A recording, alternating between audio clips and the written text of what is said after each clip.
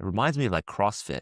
It's like if you survive it, you might be really fit, but most people don't survive it. Like the trick is, the whole paradox is you don't actually survive CrossFit. You just get hurt Yeah. at some point. It's Dude, only a matter of time before you get hurt. did you So like, know CrossFit, when it became omnipresent, someone published an actual academic article on like the prevalence of like rotator cuff tears in CrossFit. yeah, And CrossFit at that point was so powerful that they threatened the NSAC or the NSCA, whatever it is, the National really? Association, to have the article like deleted from existence because they didn't Wow. want, like, they were like, fuck you, we don't want anyone to know this.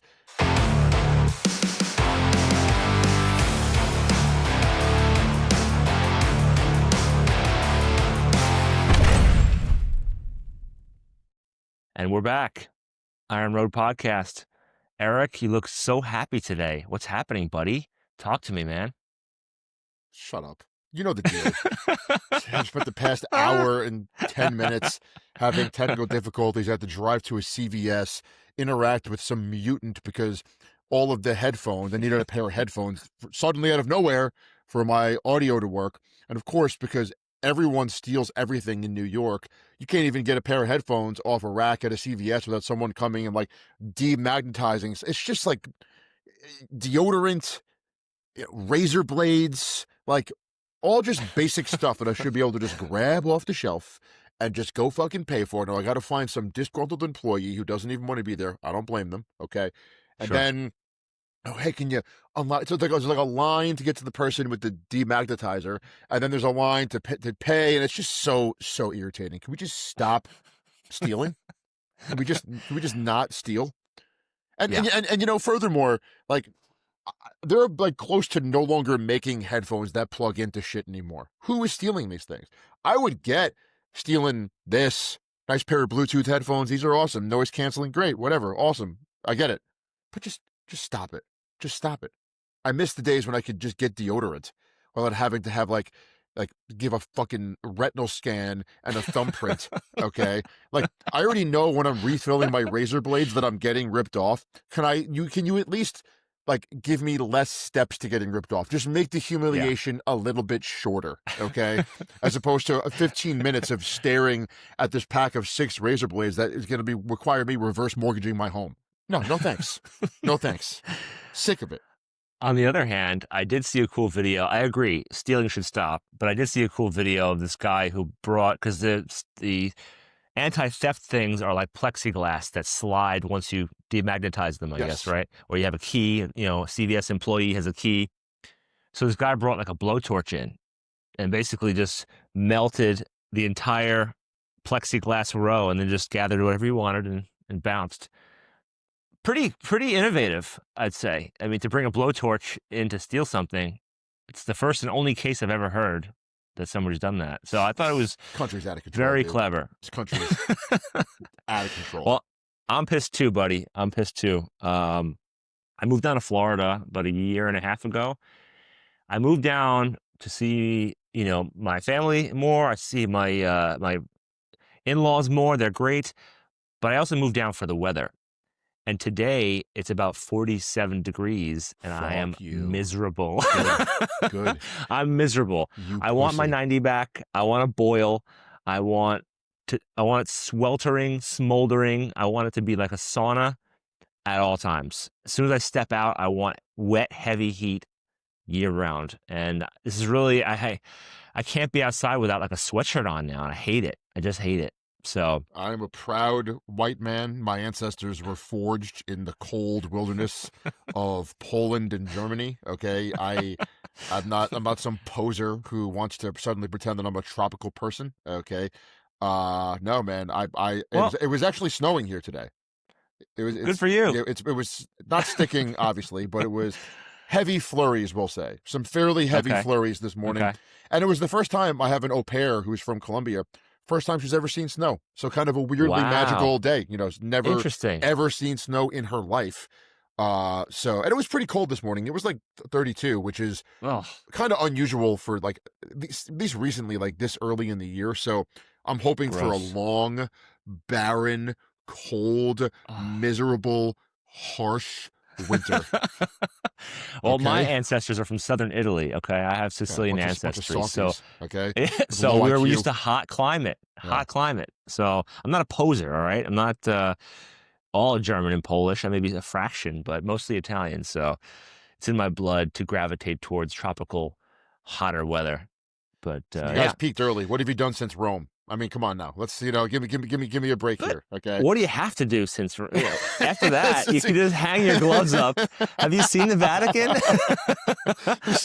You just peace out after that. All right, guys. See you later. Yeah. You're gonna be paying admission to see our Colosseum for the next 500 years. Yeah. So Nobody don't. will top this for thousands of years. It's like, setting a strength record that nobody is going to come close to. So you just, I quit now. I quit now, even It's one of your though, better arguments. It's one of your better arguments. thanks. No question. I was watching. I have young kids, and obviously, kids love big stuff, whatever, dinosaurs. So I put on Jurassic Park for my daughter. I would say two things. First of all, I didn't realize that we just don't generally make things like that anymore. Like even little stuff that you take for granted as a young person, you think when you grow up in an environment, you never think that that environment would just like cease to exist. So like as an example, when they're literally in the helicopter going to Jurassic Park, they obviously just shot a helicopter going to Jurassic Park. When the chopper is landing, it's a real chopper. And as you're watching this, you're realizing that all this would be CGI now. Yeah. Nobody would actually shoot the chopper, okay? They had such extensive animatronics. Interesting stat, 55 total shots in that movie had CGI. 55. In Okay. Star Wars Episode 1, The Phantom Menace, which came out a few years later, 2,000 shots had CGI. Damn. So it's funny because that, if you think about it, because the need for practical effects in Hollywood has gone down so much, we're not really even as good at them as we used to be. And so you could make a case that the early to mid 90s was like the best practical effects ever were because you had the best technology for them up until that point, coupled with the most experience in utilizing them, right? And nowadays there's just really no one aside from like Christopher Nolan even has access to the budget required to make such a big film with practical effects, right? Like most people, it's just cheaper to CGI in like 1,000 people behind you or a helicopter than it is to like get a helicopter, fill it with gas, get a helicopter pilot, all those things. And you do really lose an element of like filmmaking. Like as I'm watching the film, I'm like, the set design is out of control. Like you realize now, like when they're driving in to do the tour, they're in real SUVs, right? Yeah. And there's these giant gates that say Jurassic Park. Like somebody had to build that. Or when they go into like the visitor center and there's the Tyrannosaurus Rex skeleton biting the other skeleton on the neck.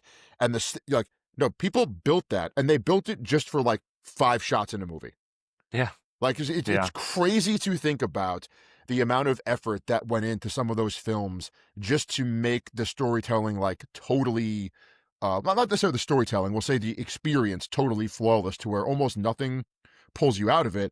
And then it's also interesting because you realize how little we've actually progressed. Like the computer stuff in that movie still looks good. Like it still works. The movie's 32 years old, right? Like it doesn't even take you out of it really at all. Kind of a movie that like Terminator 2 was kind of timeless. Terminator 2, like it would be very easy to have made a movie like that where you're like, all right, this looks like shit. And it would ruin the whole movie because the liquid metal aspect is such a big part of the plot that if it looked crappy, you just couldn't watch it. Like it would just be totally unwatchable. But no, the movie still holds up. And then so I sat down and I reread the novel, which I've probably read about 3 or 4 times, the Michael Crichton novel.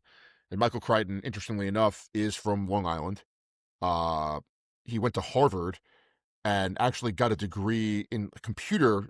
I think it was some sort of tech degree, and then became a fiction author. And he must have had at least 5, if not 7 of his novels be turned into either television shows or movies. Like Westworld, the television show, was a Michael Crichton novel. Okay. He did a couple different ones. Sphere, Rising Sun, which was a bad movie but a really good book, could have been it was a buddy cop film with Sean Connery and Wesley Snipes. Could have been amazing, okay? But unfortunately missed the mark. Anyway, the reason why I bring this up is the book, for obvious reasons, investigates a lot more about like the possibility and the ethics and the implications of actually doing what they're doing. And in the book, the old man John Hammond is a lot more like Machiavellian. He's much more of like a bloodthirsty capitalist than he really is like a nice old man. Okay. And some of the characters in the book, like the game warden who's always talking about the raptors in the original movie, he's a much bigger character in that movie, and he actually survives until the end. So he's like a major character in which he's the best character. I just love. It's like they were testing defenses systematically for weaknesses. They remember. I think that's right. My brother and I quote his lines twice. Mostly. Yeah. They should all be destroyed. Yeah, he's just one of the most well-written characters in the whole film. And Michael Crichton speaks through Ian Malcolm, who's played by Jeff Goldblum. Okay, and he's kind of giving these like philosophical critiques of like just depending on science to run a society, science without virtue, the limits of human knowledge, and how like essentially editing the genome and creating these monsters is inherently unstable and a completely insane thing. And the whole book, he's like predicting like this is going to fail catastrophically and everyone is going to die. Like every prediction is coming true. And I'm going to tie this into training, but it is interesting. One of the things they touch on in the book, which they don't touch on in the movie, and understandably why, it would take some of the steam out of it. But they look at the doctors and they're like, these DNA codes had sequence gaps in them, and you filled them with, amphibian DNA, reptile DNA, whatever. Is this even a dinosaur? How would we even know?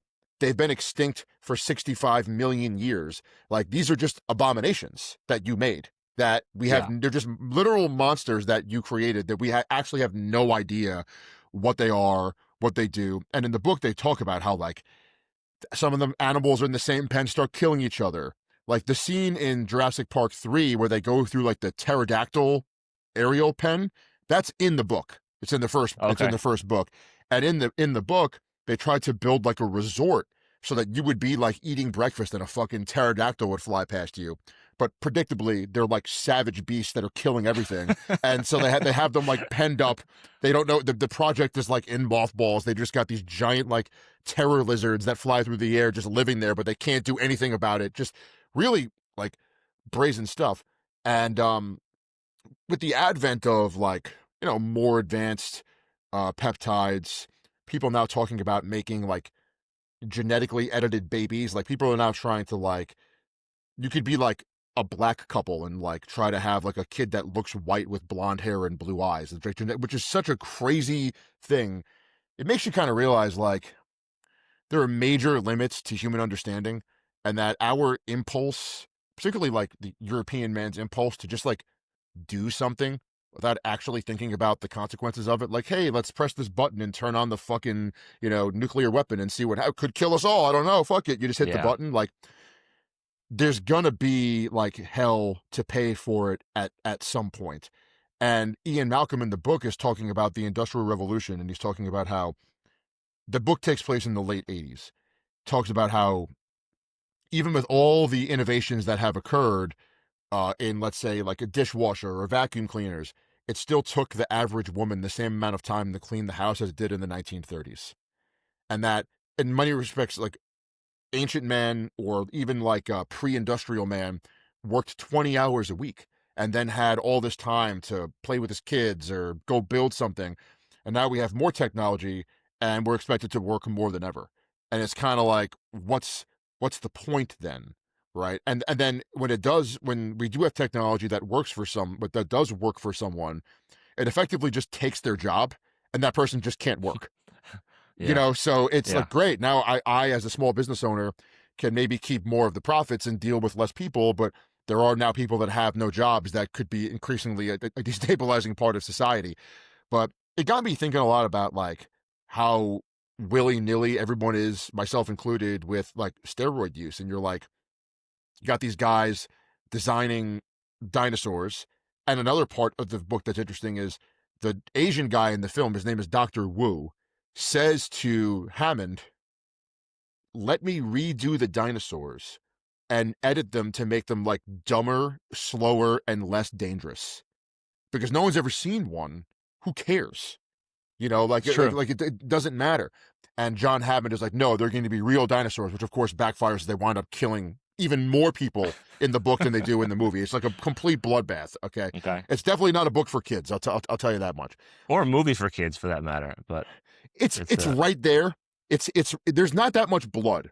Like you do see like the T-Rex eat the lawyer, but it's not Yeah. like gory. Like it could be scary, but at least it's not like bloodbath, intestines, which like in the book there's like vivid descriptions of humans getting eaten by raptors, and you're like, oh man, that is a fucking brutal way to go. Just Got like it. just Yeah. no fun.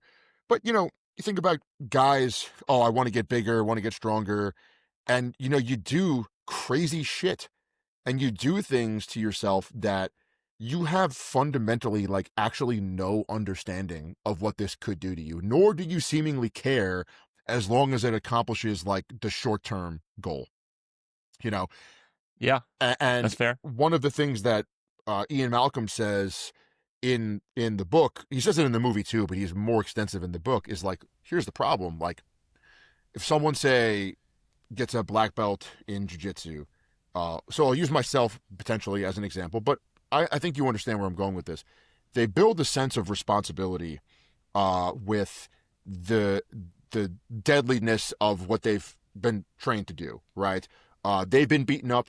Maybe they've injured somebody and they realize that it's horrible. Like I've injured people by accident, but it does happen, and it does make you more cautious about your training. And so when you've reached this high level, you have a sense of discipline about yourself. And he points out that all these geneticists did is just read everyone's books, stand on the shoulders of giants, and didn't have any of the discipline required to wield this immense power, right? And I think that's kind of like a weird example of the guy who was skinny last summer. He does 2 grams of drugs a week, and now he's at a bar, probably doesn't train his legs, and is, picking on people and beating them up. Didn't have to go through any of the humility, any of the process to become this monster. Didn't have to deal with the setbacks. Didn't have to deal with the sacrifices. Because if you're trying to be uber jacked and you do it the right way, you're not going to be going to those bars and clubs. You're not going to be doing those sorts of things. You don't have the time. You don't have the energy. You don't have That's the true. interest, right? Yeah.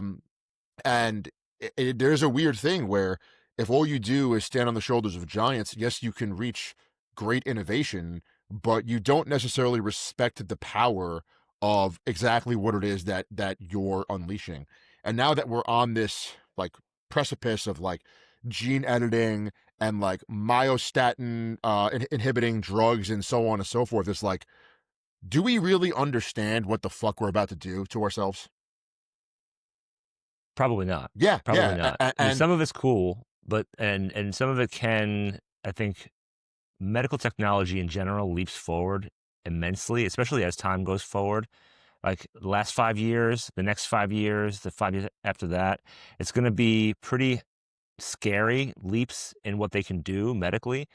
And some of it's great and it's a miracle. Like I think some of the gene editing thing might help to prevent horrible diseases that are passed down through generations Mhm. and congenital heart disease, that no matter how healthy your habits are, no matter how good your diet is, your high blood pressure and cholesterol are still through the roof. You still have a heart attack at 45 because your grandfather did and your father did. It's just part of who what your DNA is. So on the bright side is they might be able to start to pick apart some of those negative traits and side effects, but then you're playing God and you're also changing things.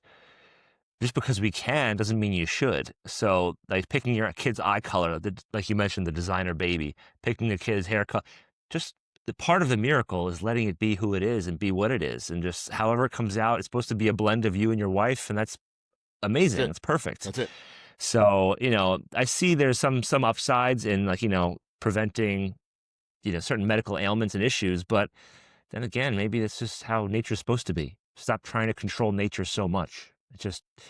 It's hard to say. It's hard to weigh in on because I don't know much about it. But It's pretty crazy. I just thought that the book was so ahead of its time because it is. I think it was released in like 1990, and now we'll say like genetic editing is becoming a real thing, where back then it was probably just been conceived of like, oh, this is a possibility, but we're kind of not there yet. But there is this tendency to just unleash things like after Rampage Jackson's son pretty much beat that pro wrestler to death. I was listening to this MMA news guy that I like. I forget his name. And he said something really insightful on one of his streams. He was like, these Silicon Valley overlords have just like dumped this tech on us without any care for what it was doing to us as people. Like that same streaming service, Kick, I think someone had like committed suicide, like a streamer in front of like thousands of people, died on camera, and people just like watched it and didn't do anything about it. And it's like rates of narcissism in women are going way up. It used to be mostly men were narcissists. Now in women, it's going way up because of social media, right? Because of the ability to just like post pictures of yourself in a bikini and just get worshipped by a bunch of sad, sorry losers on the internet. And like, sometimes we just dump stuff on people and we're like, oh, well, have at it. And it's kind of like what I said to you some time ago, talking about like virtue and like everything. Like you can have all this tech, but if you don't have any virtue in how you wield it, there's no moral guidance to it. Either bad people get a hold of it and do bad things, or in the case of Jurassic Park, the scientists aren't even immoral. They're kind of like amoral. It's like they're married just to the concept of progress, not even to good or bad. Like all they view themselves are as mechanisms. And I'll leave you with this. Ian Malcolm in the book says something really interesting. He calls the engineers and geneticists, he calls them not intelligent, thin-telligent. I never heard that term before. And his differentiation was someone who is thin-telligent is someone who only has any knowledge or intellect about their very narrow chosen area of expertise and is either unable or unwilling to look at how other systems interplay with it. And so someone who puts all their intellect into, genetic coding, like they're just are supposed to become that good at something. Maybe you can't think about much else. That's entirely possible. But like, they're not really like thinking about how this is going to affect everyone. It's more like, and he says it in the movie, you're so concerned about whether or not you could that you never bothered to think whether or not you should. Yeah. And just as a comical aside, when you watch the movie and you read the book, you're like, you guys are, I guess this is the whole point of it. You're like, you guys are fucking crazy. Did you really think you were going to be able to control these things? I mean, just think about the overhead of Jurassic Park, like feeding the animals, like the electricity, like if the fences go out, like if there's just like a bad storm and like a shortage, everyone is dead. Yeah. Everyone. Okay. You've got these insane, you don't understand any of ththese things. You've got these raptors that are like my height or a little taller. They're like running plays on people, like like running around, like just like echolocation. Yeah, just doing like encircling maneuvers. They're like flanking you in the wilderness. Like they're opening doors. You've got a Tyrannosaurus with a head bigger than your refrigerator, and like you just have like an electric fence. Like yeah, sure. Like you need people with bazookas. Like on at all times, like and because like you shoot you need like minimum like 50 cal rifles minimum. Yeah, and it's not even people it's just on gonna high give towers, it a shoulder wound. tall towers. Yeah, that like can just take shots. Need like explosive rounds, and you need like choppers, like Apache gunships that are like on task to just unleash hell on these things. Like terrible idea. And then again, it's not in the movie. You make pterodactyls; they can escape. They're fucking giant, like fucking, like they're gone, and they're gonna start jacking people up in boats. Like you know, like what the fuck are you thinking, dude? Like it's over. They could, those things could easily take out a helicopter, easily. If it dive bombs it, it might die too. But I mean, whatever. It'll probably die too. You're going down. I mean, like there's nothing else you could say. Yeah. Anyway, that was just been bugging me all week as I'm reading the book, like. All the deep stuff was what I was really thinking about. But then at the end, I'm like, just think about this practically. Like, this thing would have to net like a fucking like $2 billion a year to pay for this.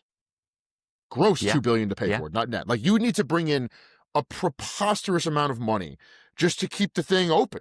Like you're feeding, like you're importing endless amounts of like meat, like just throwing a cow a day at a T-Rex. Like where are you getting these things from? This is like China. it's yeah, it's China. just out of control. Like it's completely crazy. But yeah. Anyway, on the Well, the topic scary of part about that, go. honestly, Eric, is that most things that have been conceived in movies 30, 40 years ago are now actually becoming real.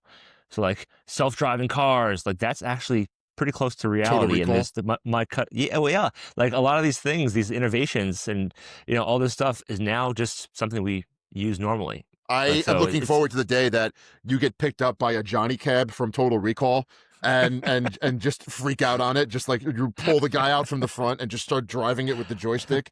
That's it's the best. Yeah, I want flying cars like Fifth Element. That's what I want. I want to get to that stage where it's just all Dude. pollution and it's Bro, levels of flying cars. People can't even think in like 2 dimensions. When you introduce flying cars, people are going to be dying. Like on a could you imagine like the ability to control altitude? Like, are you fucking kidding me, dude? Like, Yeah, that's yeah. it's over.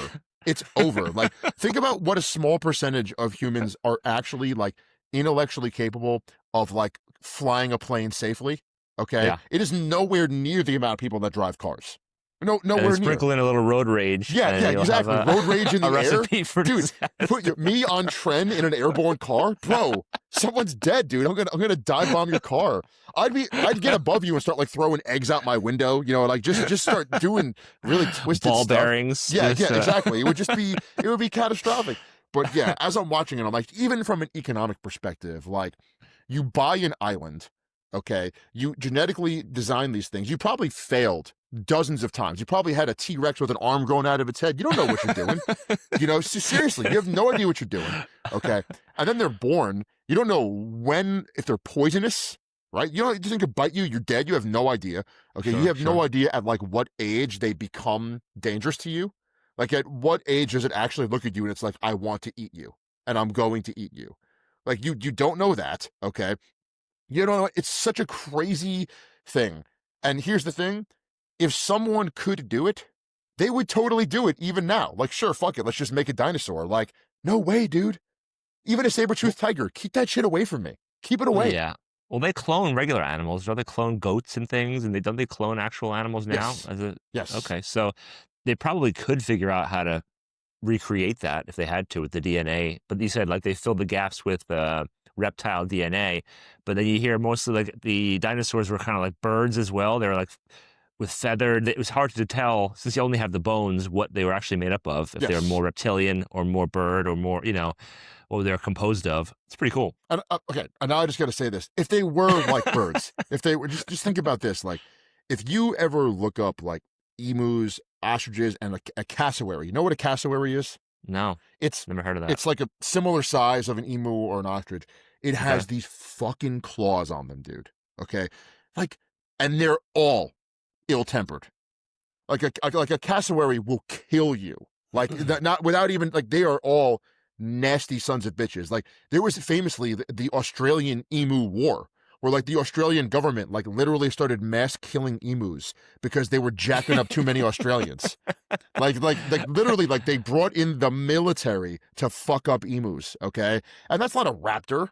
Okay, and they're still taking them out. Like, no way, man. This is not the ostrich from Donkey Kong. Like, this is like a real, like, this is a real problem. Okay, this is like a serious issue.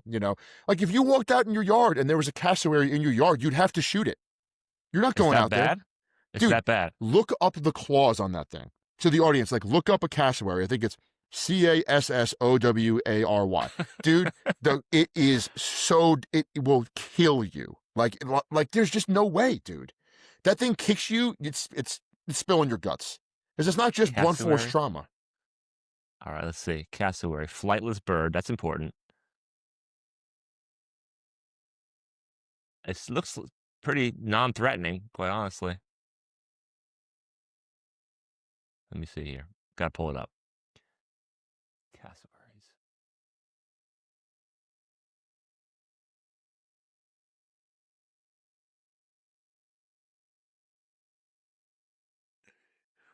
Just look up the claw.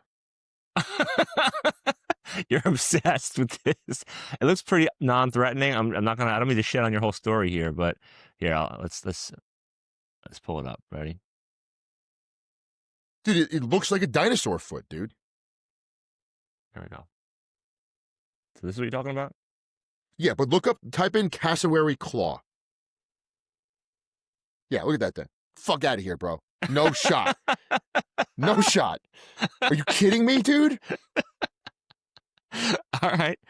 You have a point. You have a point. That's a lizard foot, dude. That's a lizard foot. That is preposterous. Okay. And they're actually dangerous. Yeah, like, dude. Just because it has big claws doesn't mean it and can use them like that. They're like ill-tempered and they kick you, dude. And slash you, apparently. Well, yeah. I mean, that's the thing. If it kicks you with that toenail first, you're dead. Like a teep front kick right through the heart would just finished. Finished. No shot. All right. Out of your mind. On the topic of genetic editing, we should probably talk about Zac Efron. So let's hear your homework, because I feel like this is very simple, but I feel like you brought the heat with the research, so I want to hear what you have to say. I think being prepared is important, especially for our show as it grows in popularity. We have a whopping 12 subscribers. So yeah, I think it's important to highlight someone like Zac Efron, and particularly his prep and not performance, but his physique in Baywatch, the movie Baywatch with The Rock and, other notable actors. I never saw the movie. I just saw the, images from it. Mm-hmm. And I just did some digging on the research for it, because he had an interview I saw a glimpse of a while back, which was he was really kind of tormented by the prep. Like he had insomnia. He had some pretty horrific side effects from, the diuretics were really intense, and he had some depression. They never openly admitted drug use besides diuretics to suck the water out of them. So you being the aficionado and the expert in the drug realm, I'm going to let you kind of weigh in on it. But let's see here. So I'll pull up the image and you let me know. I'll give you my take on it first, and then you let me know what exactly you, all right. So, I mean, look. First and foremost, he doesn't look heavily muscled. He's a small guy, I think. He's not a very big person. Traditionally, when I see people on steroids, the muscles that are really hard to grow are very, very developed. The traps, the delts, the forearms, those muscles don't grow quickly for a natural person. So usually they're like abnormally developed on people who are on drugs. True. So it seems to me, from my assessment, that he was already in pretty good shape. In every other movie, he's in good shape. He's already pretty lean. Like he's like that maybe ectomorph style, very lean person generally, naturally. Mm-hmm. So I would say that this is decent training on top of great genetics, and then peaking with dehydration and carb suppression, essentially. So let's have you, before I go through the whole protocol of what they actually published, what do you think about the possibility of them using actual drugs to get him to look like this? Well, listen, if you called me up and you were like, Eric, you have to be absolutely peeled, and we're going to pay you $35 million to do it, I know what I would take. I would take probably testosterone, Masteron, Trenbolone, and or Anavar, some combination of those drugs. Testosterone would have to be in there to maintain some semblance of normal psychological and sexual function. Okay, you'd want some sort of hardening agent, which would usually be either your Tren or your Anavar. And Masteron could be there for additional anabolic load. A lot of people like to take Masteron now because it is seemingly the lowest in side effects. It does not attach to the estrogen receptors, meaning it won't crush your estrogen. It seems to just keep the estrogen from attaching to the estrogen receptor itself. So in other words, you could still maybe avoid some of the symptoms that come with low estrogen that might come along with, say, using equipoise as an example. But I certainly would not use equipoise for cutting. Masteron could be used for bulking or cutting, depending on your goals, obviously. But if you said you have to look hard and lean, I would say Tren is probably your first bet. It's not, most people are not going to gain that much weight on Tren. It's excellent for preserving muscle mass. It seemingly reduces cortisol, which is one of the main things that will help you lose muscle on a very, very stressful diet. Okay.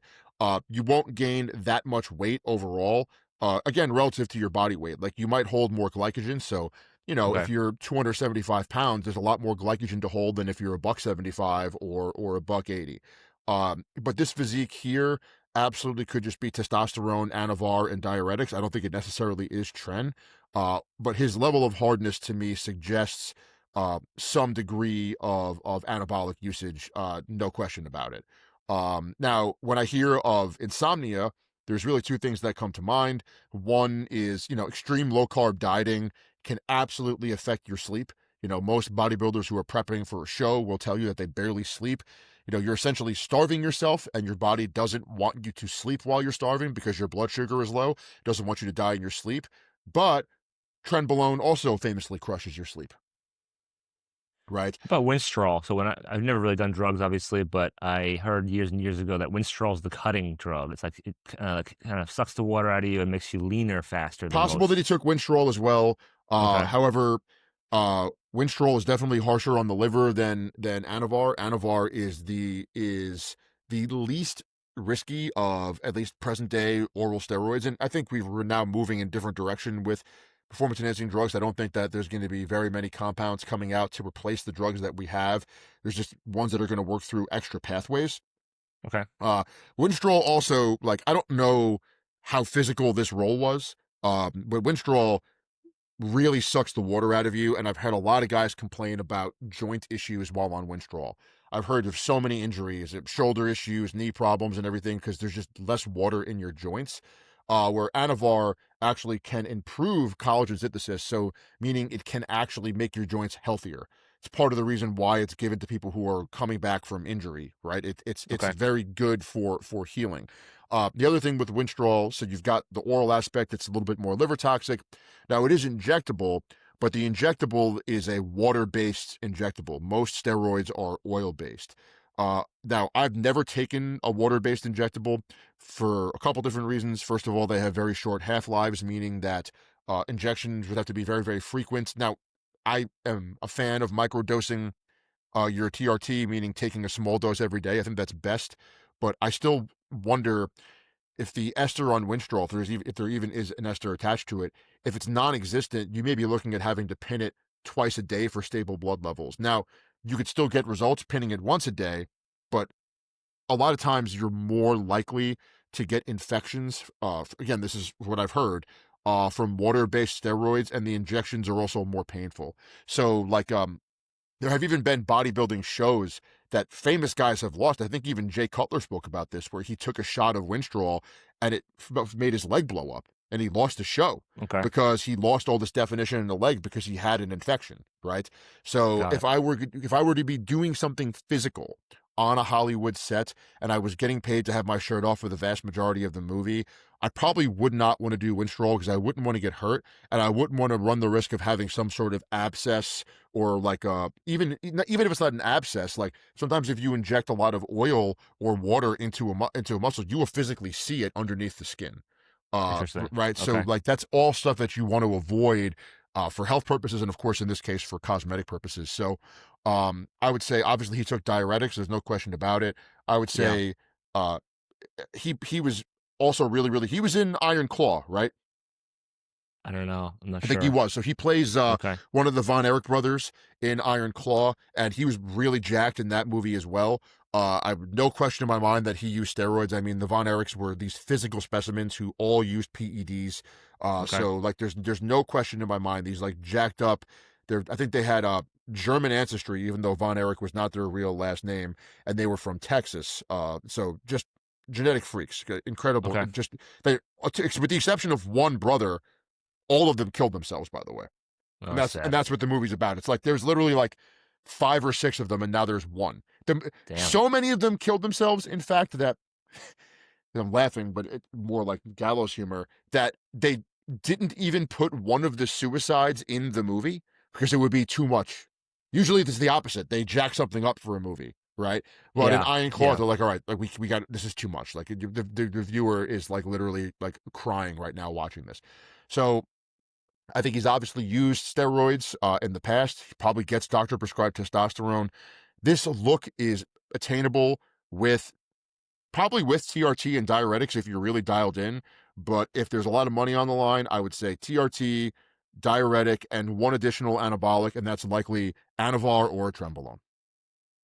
Let's also keep in mind that, on the protocol, they said that there's certain things they do for emphasis, like they spray tan, Mhm. right? Like a bodybuilder, they'll use oils to a glossy look will emphasize definition. They use additional makeup, like his abs. Obviously, he's got great abs, but they probably put like some kind of marker or paint in between Of them course. to emphasize the depth and the separation. So, if he was pasty white and he was not oiled up and he did not have any makeup, he would still look great, I'm sure, still look very lean. But you have to also appreciate the Hollywood tricks. So he could very well be on drugs for this role. He could definitely the admitted diuretics. But like I always reference the Captain America, the original movie, not original movie, but the first movie with Chris Evans, when he first takes the super soldier serum and he comes out of that chamber, he looks like he's 6'3", 220. He looks enormous because that's the way the camera makes him look. Whereas I read in a magazine, a year after that he was only about 170 pounds. So that made more sense. So they can make things look a lot different. And if you get a pump and you're that lean, you're going to look 20 pounds heavier on camera. So, you'll be a better judge than me as far as whether he had to use drugs to get to that level or not. But I always I assume was that they do. I mean, I just always. because it's Hollywood.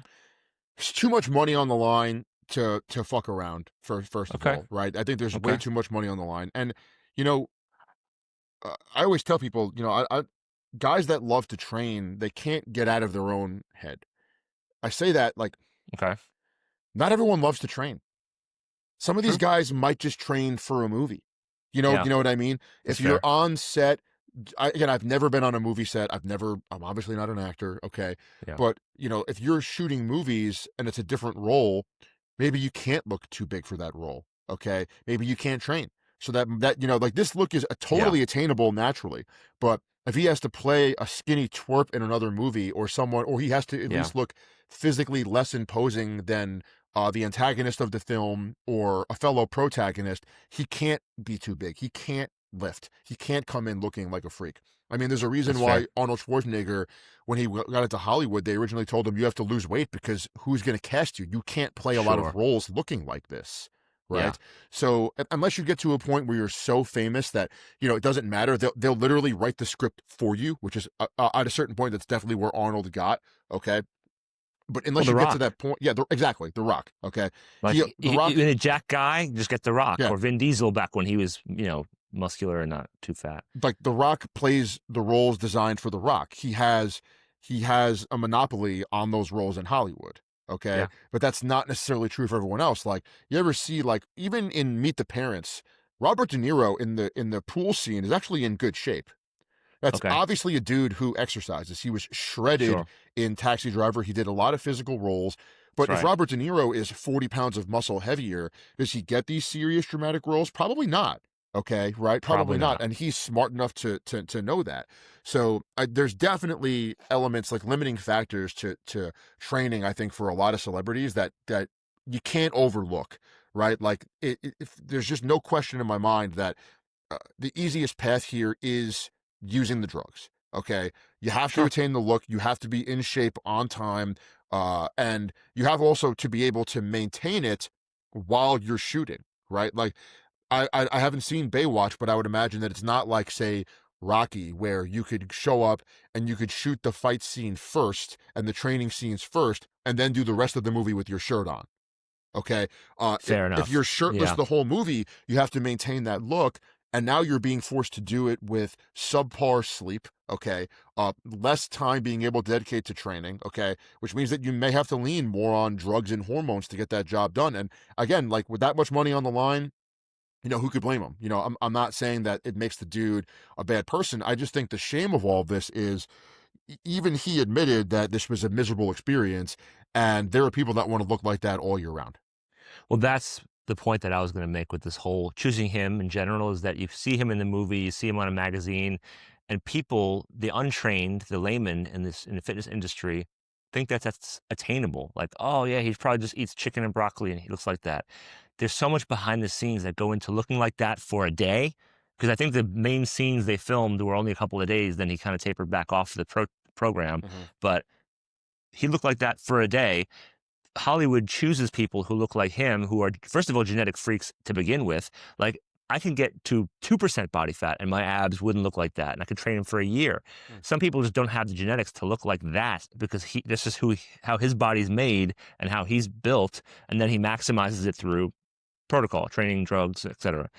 But I do want to break down some of the claimed protocol and training, because I think it's important to understand that sometimes even the Hollywood people don't do like these innovative, amazing routines, and I want to poke holes in it because it's just for me to have a little fun here. So the one thing that stood out to me about this is that they trained 1 to 3 times a day, which is okay. It's probably necessary to achieve that peaking physique, but the one quoted line from his trainer was, "Never went through the exact same workout twice," which is the biggest horseshit that I know of, because most of the best bodybuilders do the same things over. Physique specialists, the best physiques in the world, do the same things over and over again.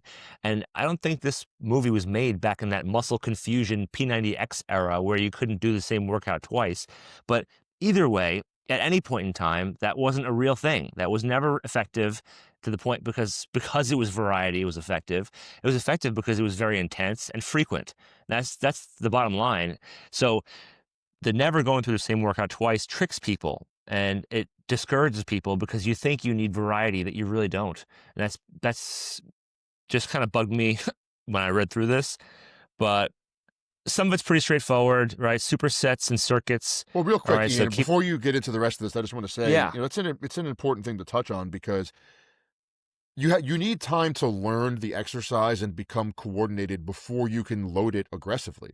bingo. And not every person is a good enough athlete to like be a super efficient squatter, to squat once every 3 or 4 weeks and suddenly and just see really, really good results. Sure. Even with Sure. machines, like there's placement of your feet. There is always going to be specific physical preparation that's geared towards that exercise. And Yes. before you could even overload it in such a way that you actually see hypertrophy, which is, again, to touch back, that's why I think he took drugs, because if the training isn't good, you have to get it from somewhere. Okay, the results have to come from somewhere. If you're using a shit program, okay, you either better be on a lot of drugs or you better have great genetics, or both, for that matter. Okay, Sure. to attain any appreciable amount of gains. But you need to stick with exercises that you feel comfortable with, that don't hurt. Okay, that you also know actually target certain areas. Like, there are guys that bench and they get huge pecs. There are guys that bench and they just get shoulder pain. Okay. Sure. And that's, Yep. I mean, you could play with their technique all you want. Okay. That's going to be genetic. Okay. That's just it. Some guys like me, I get very little pec growth from benching. Like, the way my chest, incline pressing is what grows my chest. If you were like, Eric, Okay. you have to get your chest jacked, I would exclusively do like medium to low incline and high incline stuff, and my chest would Okay. grow. Okay. And how would I figure that out unless I stuck with an exercise? And then how would I get the results? How many incline variations are there? Not very many, especially if you're willing to discount close grip stuff that would just hit your triceps predominantly. Sure. So I just wanted to point that out, because it's very frustrating. This is obviously why you brought this up. And it's like, oh, muscle confusion or not the same workout. The only reason why you would ever train that way is if you would not train any other way, is if you hate doing the same thing all the time. Okay, great. Then that's the case. That's better than doing nothing. But that's all that it's Yes. better than. Yes.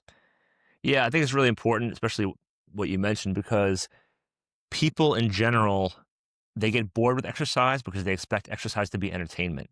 And I always equate, when I'm speaking to clients, I equate exercise to any other skill building sport, like golf, like tennis. Like, let's say you wanted to become a scratch golfer. You wanted to be really good at golf and, as soon as possible. You have to play often. You have to play multiple times per week, right? Sometimes twice a day, because it's the skill and the positions you can get in with your shot that give you better placement. the positions that you get in under load in training, in strength training, give you better results. You can squeeze more results out of every rep, every set, every training session, every training week if your technique is dialed in, if you have, as cheesy as it sounds, the mind to muscle connection, if you're a bodybuilder. You need these things to be layered in. And for most people, even great athletes, it takes weeks or months to learn. You just can't pick it up and, doing a couple of crunches or a couple of push-ups. So yeah, the phenomenal point. It's really important that you learn the skill of lifting. It's, why I have a job is the skill of lifting, because people don't understand the nuances and the details that can spare you from injury and can absolutely magnify and amplify your results, with improved technique. It's the name of the game. It's the name of the game. All right. So back to this real quick. So one good thing I saw was they were doing, all right, this is the overall structure of the program. So AM, fasted cardio or high intensity for 15 to 30 minutes. Midday, resistance training, 45 to 75 minutes. That's a pretty good window of time. All right. Superset structure, 4 to 6 supersets, 8 to 15 rep range. Not bad so far, right? Circuits at the end. And then PM would be optional conditioning work or skill work. There was an obstacle course scene apparently in the movie, so they would do some obstacle course work, I guess, as part of that. So rope climbing, sled drags, sled pushes, obstacle practice, and then short metabolic conditioning finishers. They did say that they use heavy compound lifts in some of the training sessions with higher rep accessory work, and that's probably where the money is. That's going to be where most of the physique effect really took place, besides the dieting down and brushing off all the body fat to uncover all the cuts that you see.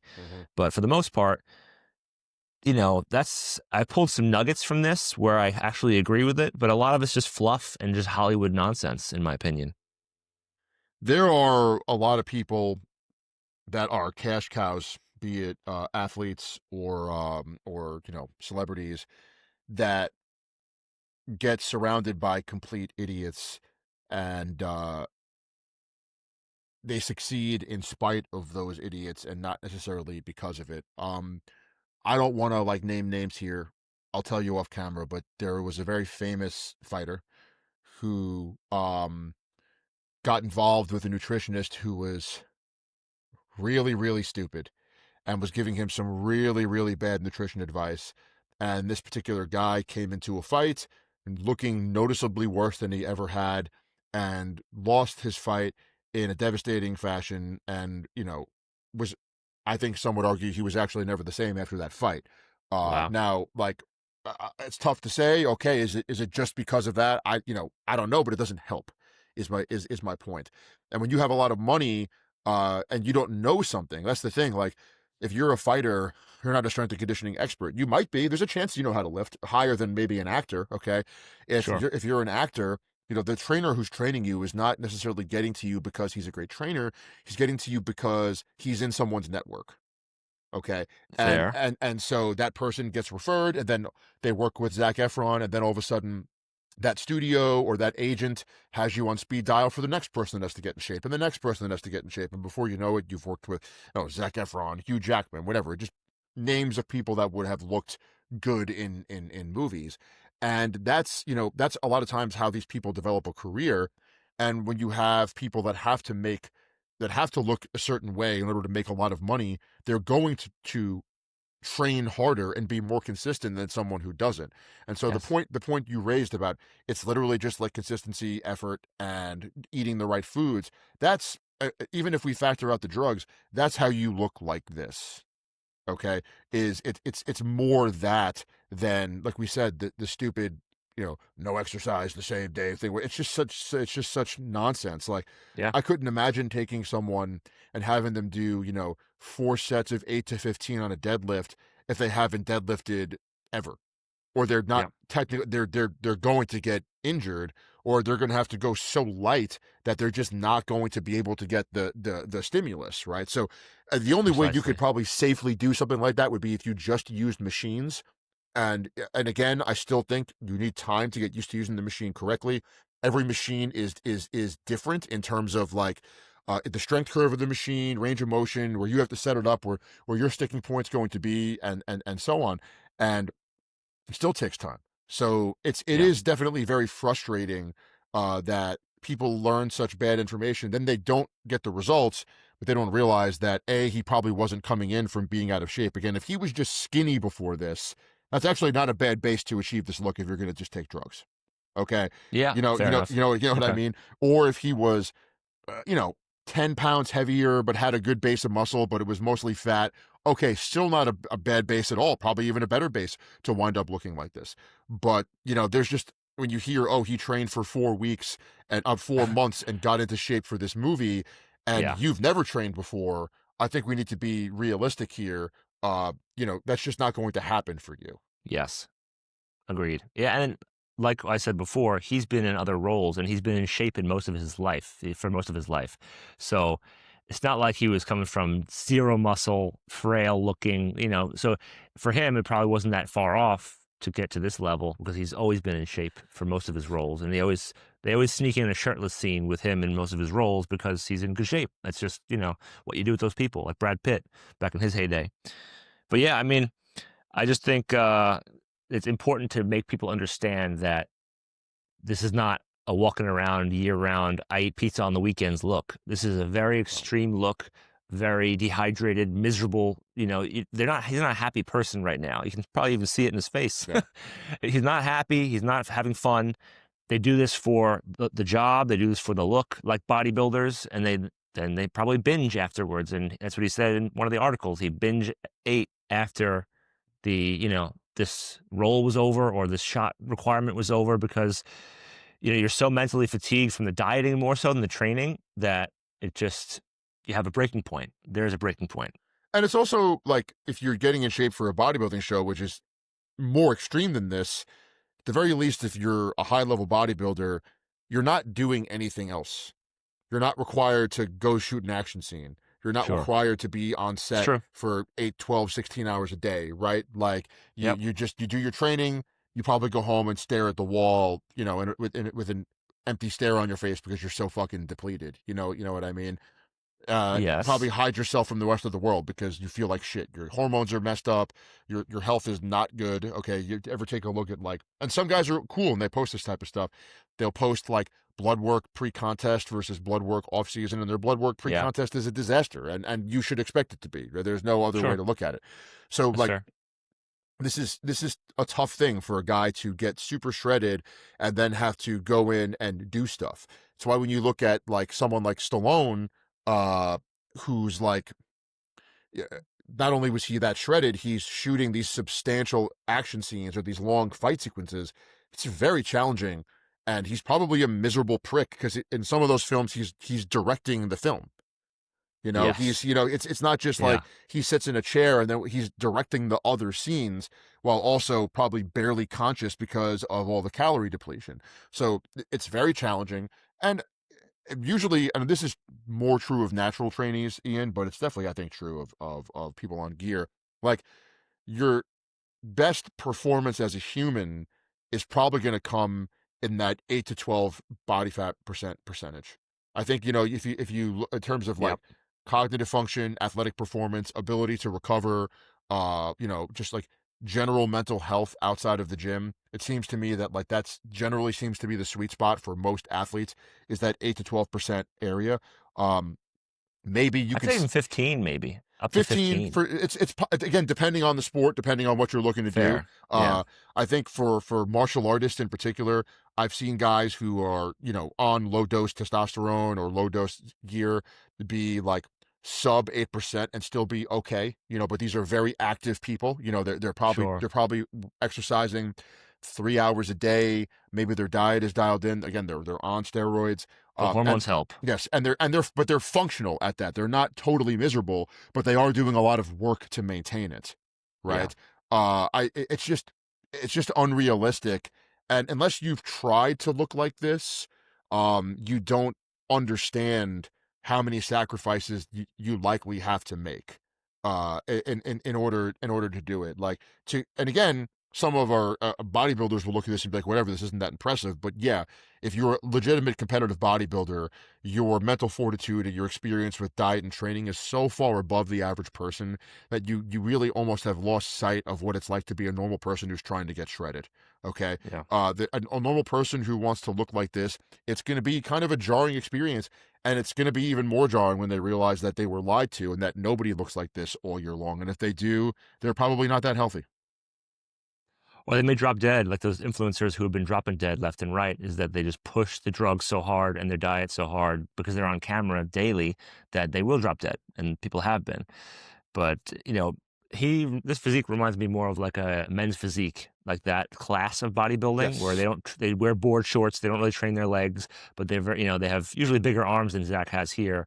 But one thing I find wildly impressive about physique bodybuilders, like stage competitor bodybuilders, is that being so depleted like that and being able to be tense and flexing is hard. Yes. Flexing requires energy and requires, your muscles to have some sort of energy in them to actually function like that. So to be able to flex without spasming or to be that tense on stage, because even when they're relaxed or standing and not in the spotlight, they're flexing. Yeah, that's one of Do you the want to hear a really funny Arnold story about that? Encyclopedia. Sure, yeah. All right. I can tell this story now because I just told my wife the other day for the first time. So this is not this is like not something that my wife's going to listen to this podcast and be like, why didn't you tell me about this?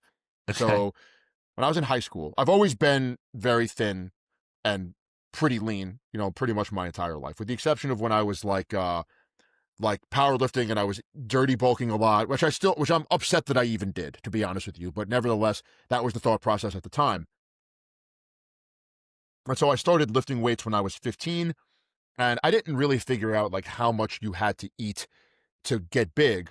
But at the time, I wanted to be in the military, so I was doing a lot of endurance training. So I was about the same height that I am now. I guess maybe a little shorter. I was probably like 6'1".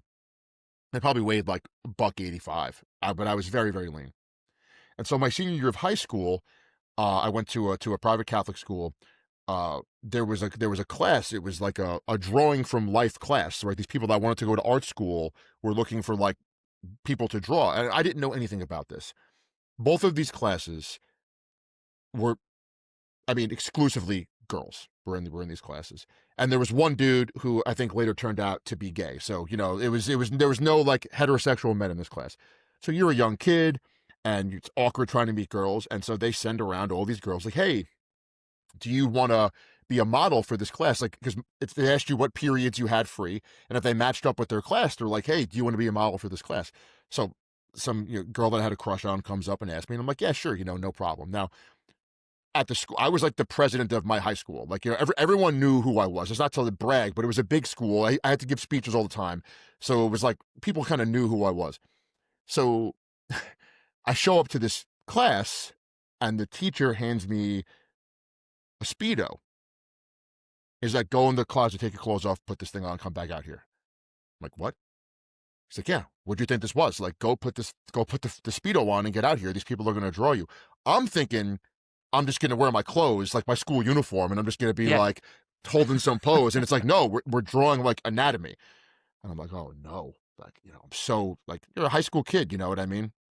I But I had a heard this, heavy lunch. yeah, there's like this voice in my head. It's like, you listen, you can't be a bitch, man. There's like 15 girls in this class.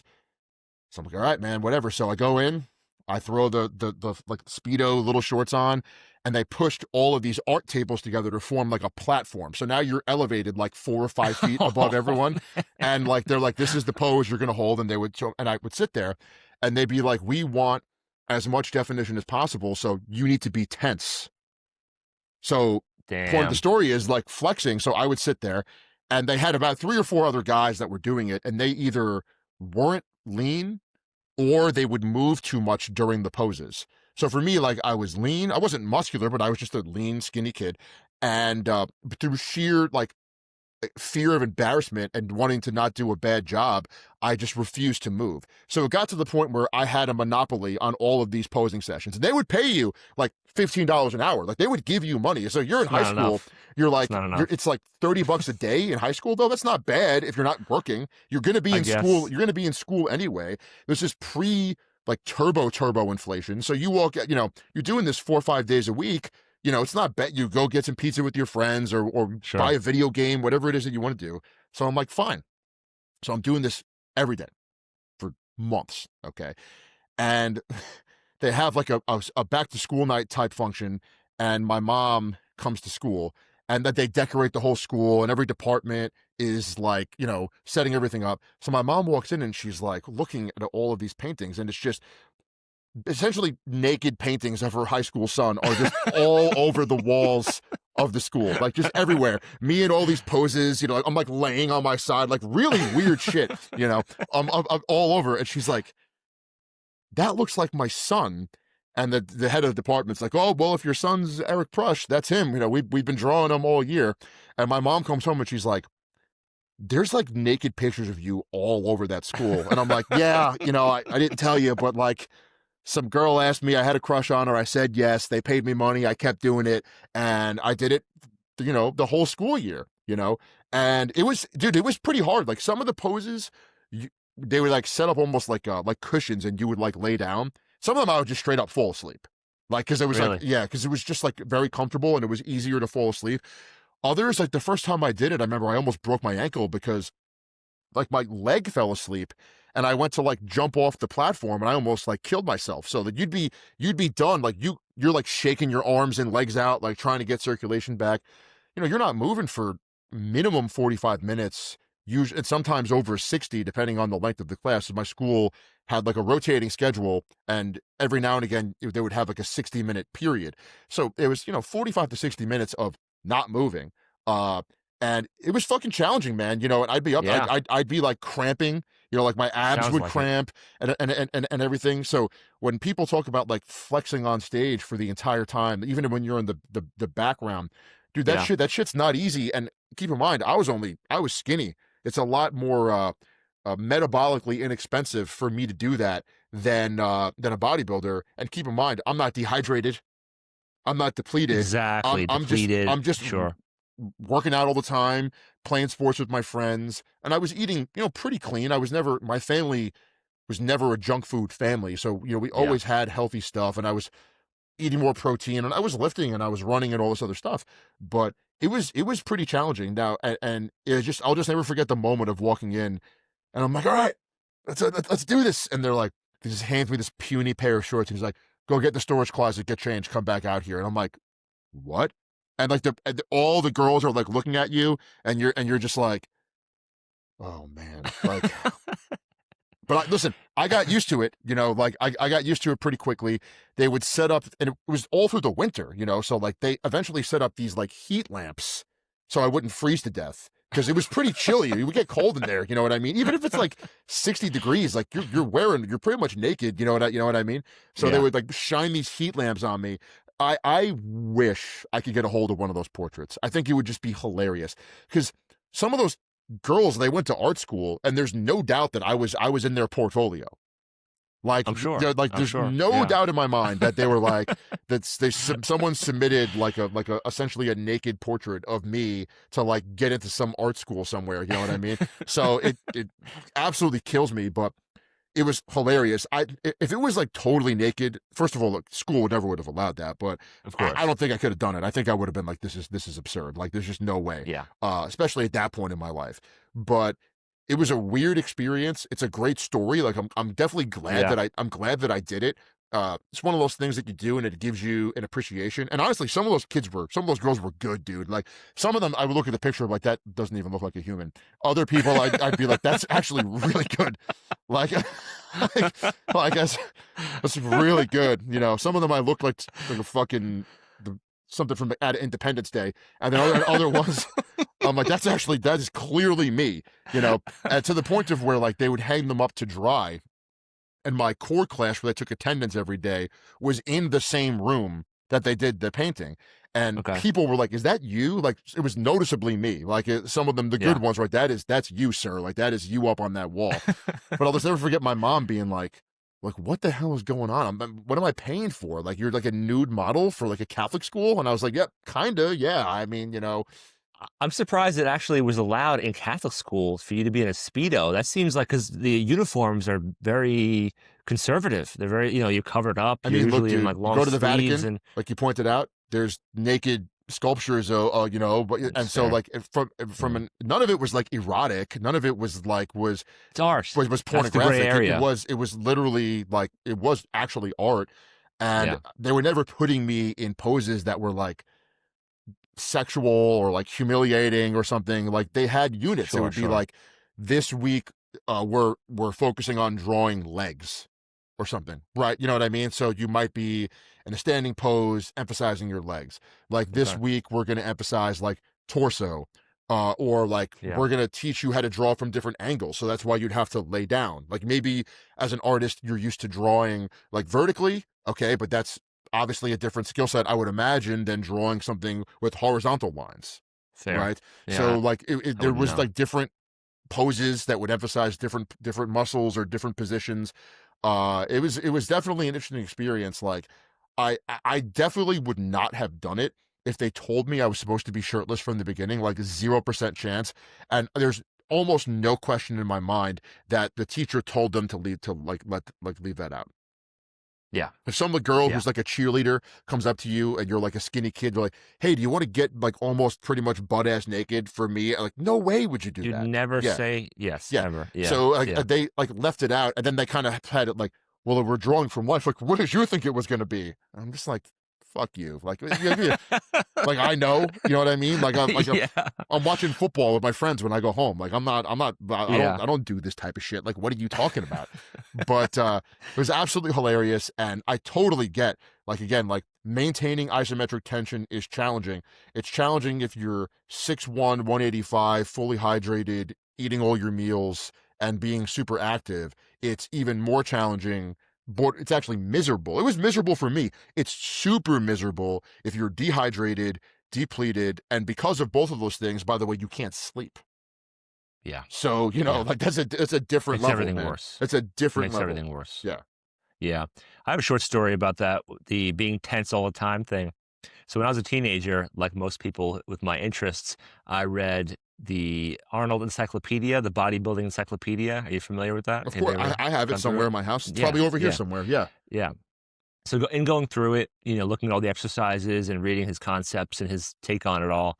And there was a section on that. When you're on stage and you are not being focused on by the judges, you have to be tense at all times. And he was talking especially about the ab tension, because when you relax your abdomen, even if you're pretty fit and pretty lean, if you really relax your abs, you have a gut. Yeah. Like that's We all everyone. do. Yeah. Everyone.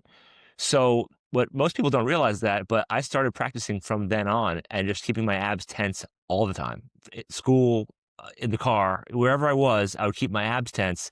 And now it's kind of become a habit. So I never really relax completely, like where it just pours out.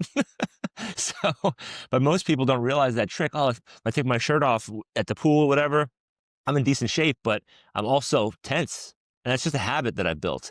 It's not like, you know, I'm just this lean all the time. I'm actually flexing constantly as something I've just grooved in my life long ago. That actually helps you look less fat when you're, you know, shirtless. So, Dude, I got that book when I was like sophomore in high school, and there was not as much. Obviously, the internet was not, you know, what it is today, right? sure. And again, to kind of bring this full circle, you have no lens for like what is good or bad about something. Well, you don't know. You don't know. And that's training. That's anything in life. And Yeah. I remember like, oh, this is Arnold Schwarzenegger. He's at that point in time, he's the second winningest Mr. Olympia. Only Lee Haney had one more, right?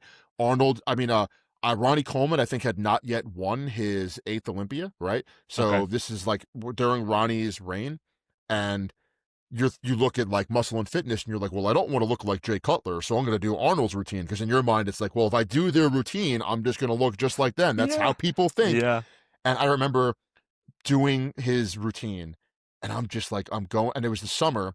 I would ride my bike to the gym and just do like 35 sets of chest, just bomb your chest, just bomb it, just like, and come home and you're so sore, and like go do legs and just do like 30 sets, and I don't know anything about training, so I just do every set to failure.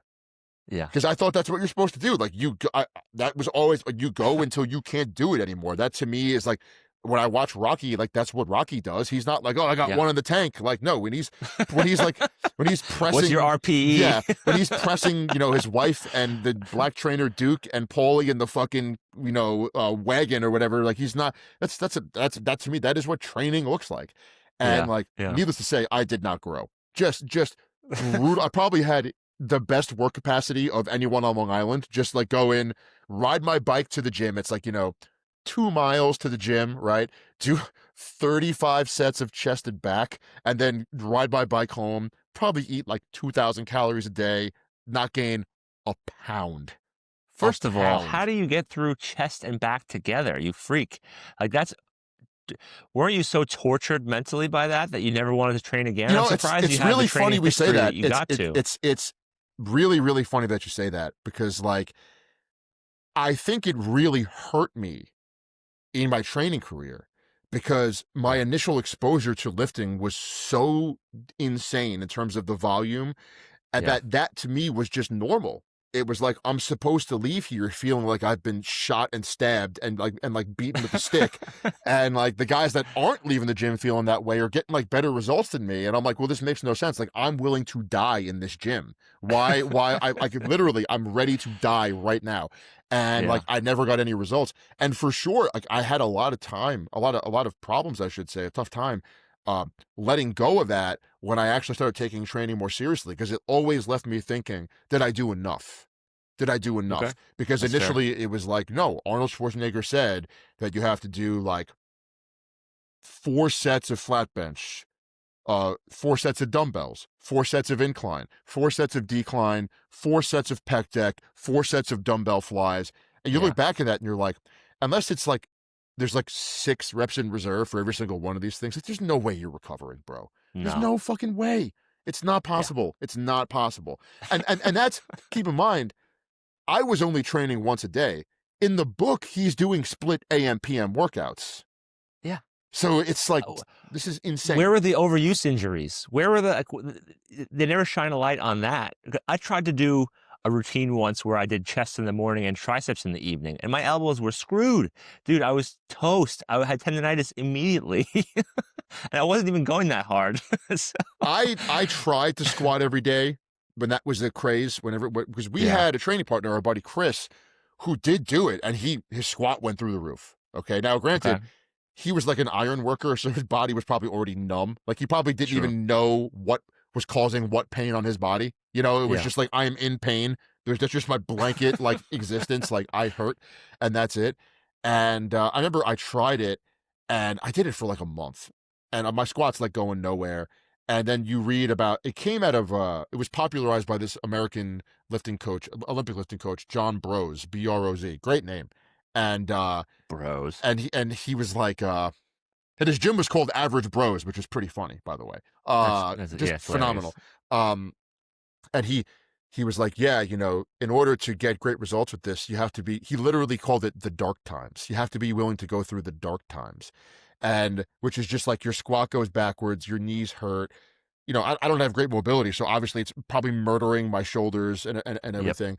And someone asked him, like, how long do the dark times last? And he's like, could be 6 weeks, could be 3 or 4 years. And I'm like, oh, fuck that. I'm not doing this for 3 or 4 years with no payoff. Like, what are you talking about? Like, just maybe it was less than, it might have been 8 months. But even then, like 8 months when at the time I was competing every 4 months. And so every other lift is taking a beating, right? Like, you're not benching, your bench workouts are shit. Your shoulders are destroyed from being external rotation. Don't even think about deadlifting. It's over. Like, you're doing like a max single every time you go, like it's over. But yeah, our buddy Chris did it, and he hit like an insane PR squat, which like goes to show you, like, sometimes people find something that works for them. It might work for them existentially. It might work for them at that one particular point in time, like in their training career. But you could do shit. But in contrast to the Arnold program, squat every day was at least all singles. So if you look at the obviously intensity is a factor, but if you look at the volume of the workout, it was less than what I was doing when I was doing the Arnold split. You know what I mean? Like, and to the program's credit, eventually you would like you'd find you'd warm up pretty quickly after a while.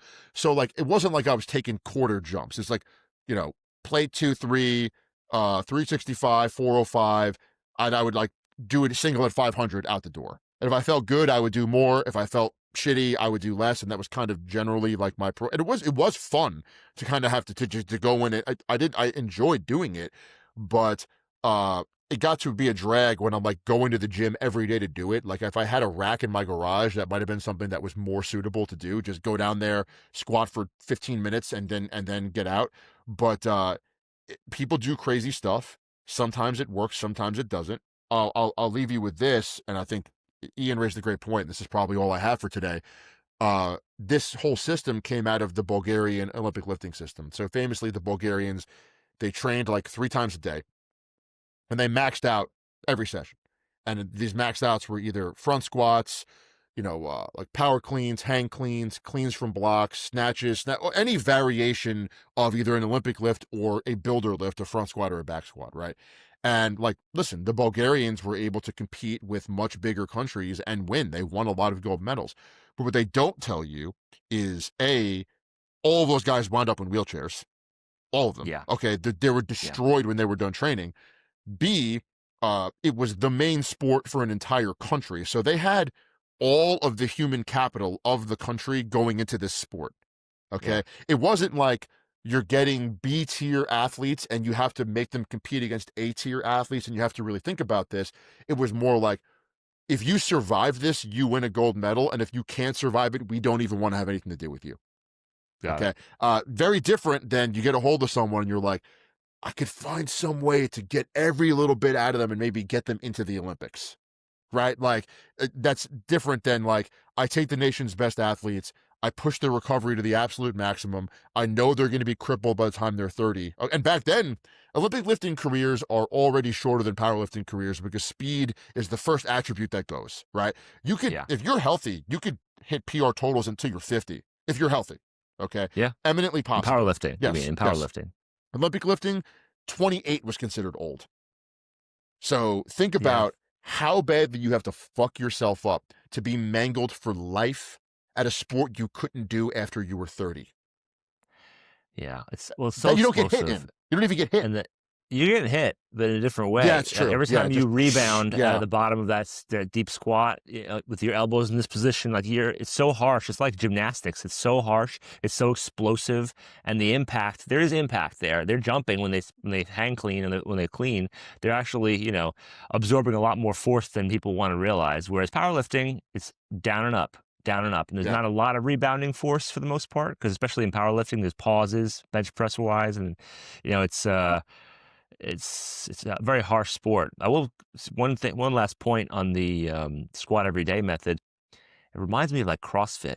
It's like if you survive it, you might be really fit, but most people don't survive it. Like the trick is, the whole paradox is you don't actually survive CrossFit. You just get hurt at some point. It's only a matter of time before you get hurt. Did you know CrossFit, when it became omnipresent, someone published an actual academic article on like the prevalence of like rotator cuff tears in CrossFit. Yeah.